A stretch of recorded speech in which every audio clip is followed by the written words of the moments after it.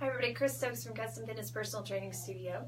So yesterday we were talking about diastasis and the fact that sometimes moms, especially postpartum, will experience kind of a lack of tone, if you will, or what's called a matron's apron. There's kind of an area of their stomach, usually between the belly button and the pubic bone, that just won't tone and tighten no matter what they do. They can do a million different types of ab exercises and they just can't seem to get the stomach to look and feel the way that they want it to. And oftentimes, not every time, but oftentimes this is from what's called diastasis. And diastasis, remember, is where we have what's called the rectus abdominis. It's our muscles in front, and they make up, if you were to see a picture of someone with their six-pack, that's the muscles that you're seeing there as they're blocked out there. And you'll notice that in the middle of that six-pack there's a line going straight down the stomach, and that line is connective tissue. So you've got muscles sitting side by side and connective tissue that's holding it together.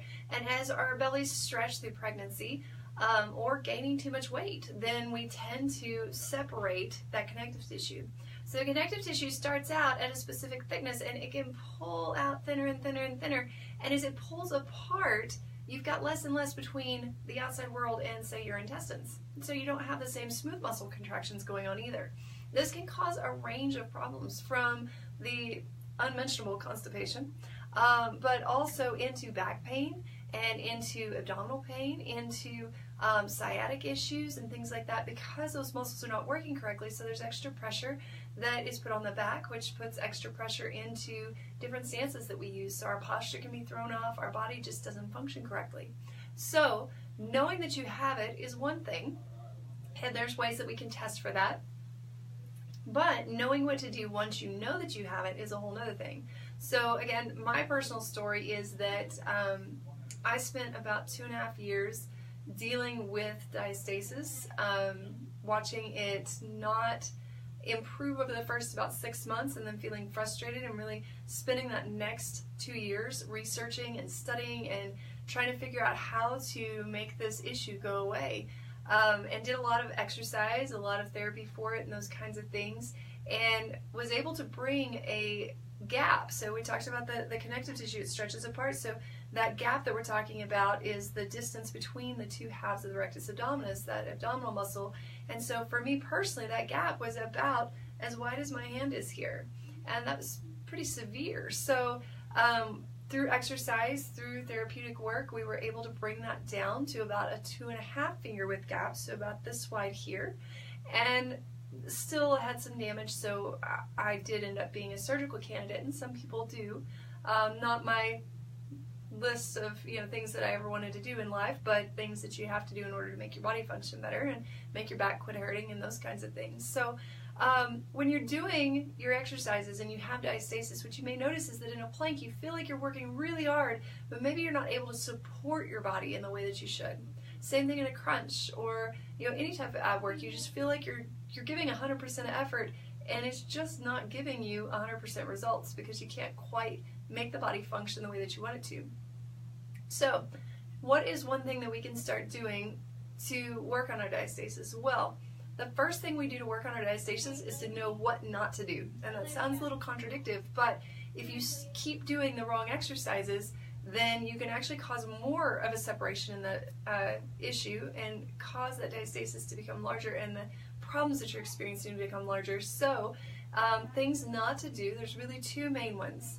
No rotation, so we limit any rotational exercise, if that's playing tennis and swinging across, if that's doing crunches and going side to side, whatever that may be doing, we really try to limit or eliminate our rotation during our workouts so that we can really protect the core. So the reason for that is that our oblique muscles kind of go from hip to rib here, and they come across both directions, and as we twist, it tightens those muscles. That's great, it really strengthens them. The problem is that also pulls on this rectus abdominis and makes it go further apart. So we want to limit that part. The second thing that we really want to eliminate or limit severely is extension. So anything where we would bend backwards, so like an up dog in yoga, or a hyperextension machine or things like that, just really eliminating that motion there. And it's not that you don't ever want to do these things again, it's just kind of the same that you would for a broken bone. You wouldn't go and break your foot, put a cast on it, and you know, or not put a cast on it, you wouldn't break it and then go walk on it, right? You put a cast on it and support it and keep it in that one position. And then after it healed, then you could walk on it again. So same thing here, we want to heal the abdominals first, then we can get back into normal motion. But we've got to really limit or eliminate the rotation and the extension in order to do that, because otherwise it's just working against you. So your abs are actually meant to keep you in a safe position for your spine. They're actually meant to keep you from bending backwards. So if you tighten your stomach, you'll notice that you really can't bend backwards the same way that you can if you relax your stomach. So we really want to start to work on that. And that also means that if you're doing things like that, then you're preventing that hyperextension by contracting the core, which is what we really want.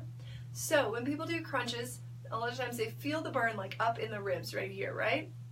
Don't ever feel it down low. We kind of lose that brain-body connection, and especially postpartum, we lose that connection to tell our body what to do and then understand what the body's trying to do and what it is doing.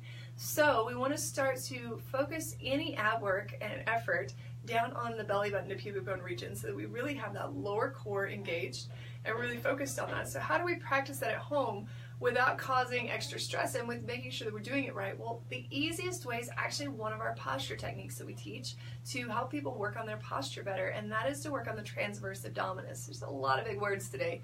So transverse abdominis acts like a sling that goes across the front of your abs, and what that's going to do, if we have, I'll kind of hold that tight there, if we place our hand against the stomach here and just barely touch it, just enough to where you can feel a sensation that your hand's there, and then we start to squeeze in. Now I don't want you to think suck in, so if you suck in, you lift up tall, everything gets skinny in the middle, but you actually displace your organs. You do no good for your muscles. So what we're going to do is work on the muscles here, and so we're going to place the hand there, we're going to squeeze our belly button in away from our hand, and hopefully you can kind of see, maybe right there, that the stomach is moving away from the hand. Now we're engaging, so that means that my ribs are coming down into my hips like I was coughing or sneezing. I'm squeezing down rather than lifting and sucking in. So you start again just in a nice relaxed position here, and then we squeeze back, just like think 10%, 20%, 30%, 40%, 50%. See how far you can go. When you get it as far as you can, just hold it there for a few seconds, and then see if you can relax it back out the same pace. So relax it back out 30 and 20 and 10, all the way to 0.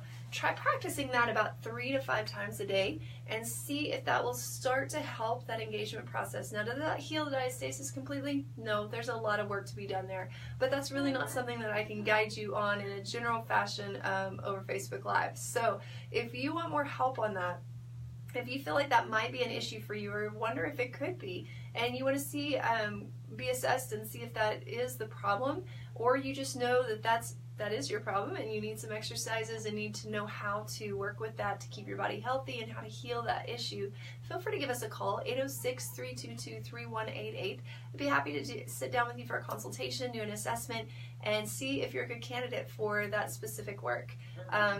It's what we do with our clients every day is we assess where they're at, we customize a program to meet their needs, and then we walk them through that program in stages to make sure that they're getting to the results that they're seeking, as well as receiving the healing and the health benefit that they need. So whether or not you have that, I want to let you know that our final downsize of 2017 is coming up October 30th. We only take 20 people in this program. If you want to lose 15 inches or 2 pant sizes in 6 weeks, we would love to have you join us. So the deal with downsize is if you lose 15 inches, you get your money back. Pretty sweet deal. But I'll tell you that the majority of clients that do downsize, whether they reach the 15 inches or not, the majority of people end up successfully dropping about 1 to 2 pant sizes.